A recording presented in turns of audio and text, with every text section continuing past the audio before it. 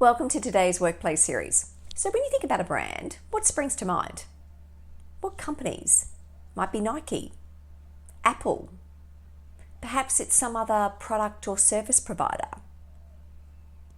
But do you think about yourself and your personal brand?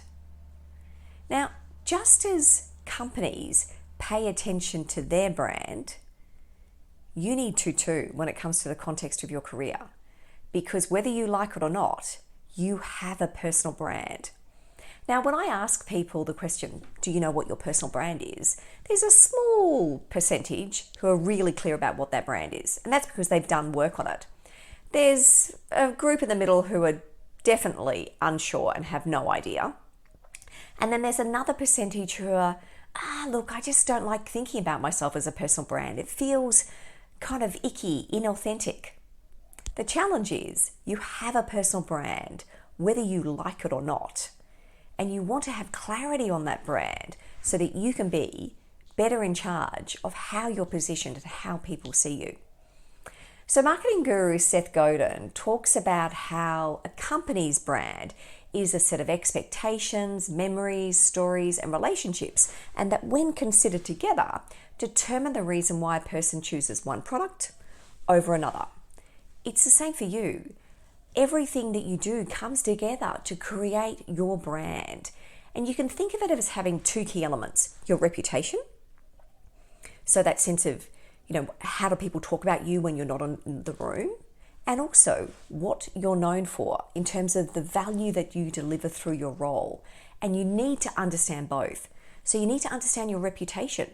Does your reputation help or hinder your career progress? Is it a reputation that's really healthy and strong? Or are there areas where perhaps you're just a little bit off or a little bit deficient? Then you want to spend time really understanding what you're known for. So ask yourself, are you known at work as the person who gets things done? Are you the strategist or the deep technical expert? Then you want to consider, what do you want to be known for? Because if there's a gap between what you're known for and what you want to be known for, you've got a problem. So if you want to be, for example, known as the visionary leader who builds really strong teams, but you're seen as a technical expert, then there's a mismatch in expectations. And that means it's unlikely that those career aspirations you have are going to be fulfilled. The good news, there is work that you can do, but you've got to be really deliberate about it. You really need to understand, what's my reputation? What am I known for? And on both of those elements, what's the work that you need to do to address it? Now, reshaping how people see you, that doesn't happen overnight, but it's absolutely doable.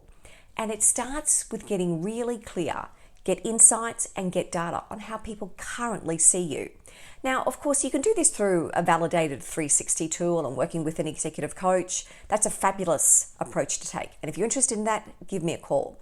But of course, you can also do a smaller piece of work, which you can do yourself. So firstly, write down a list of words that you think describe yourself. Do that from both the angle of your reputation and what you're known for. Then you want to approach people, and don't just approach people who you think are going to say nice things. You want really valid data to work with.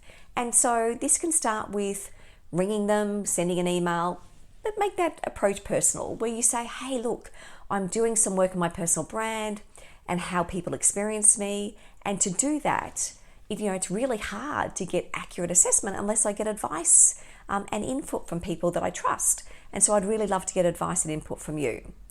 So make sure they know that you're really going to value and appreciate their input. And it can be as simple as them writing a couple of sentences or a series of key words that they would use to best describe you. Once again, ask them to do this through the lens of reputation and what you're known for. Also, encourage them to not overthink their response. It's best to pick words or sentences that immediately spring to mind. If they overthink it, they're going to sanitize their response, and you're not going to get a really accurate impression or detail back from them.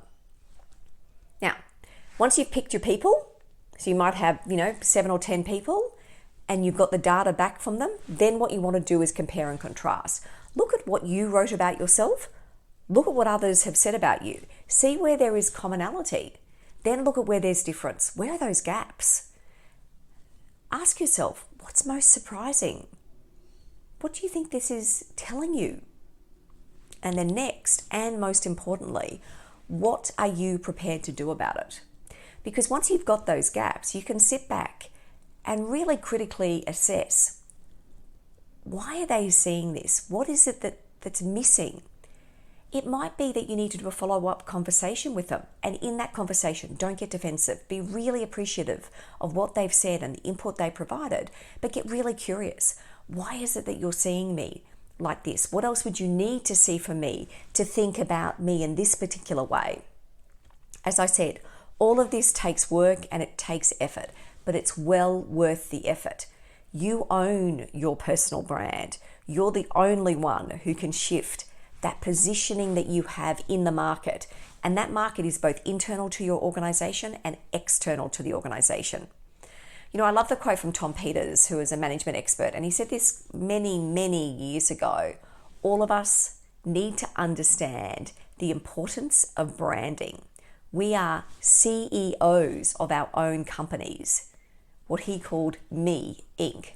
And to be in business today, he advised, your most important job is to be the head marketer for the brand called you. So my challenge to you, what work do you need to do to, 1, understand your brand, 2, identify those gaps, and then 3, where you need to address those gaps. If you need help, reach out. Have a great week.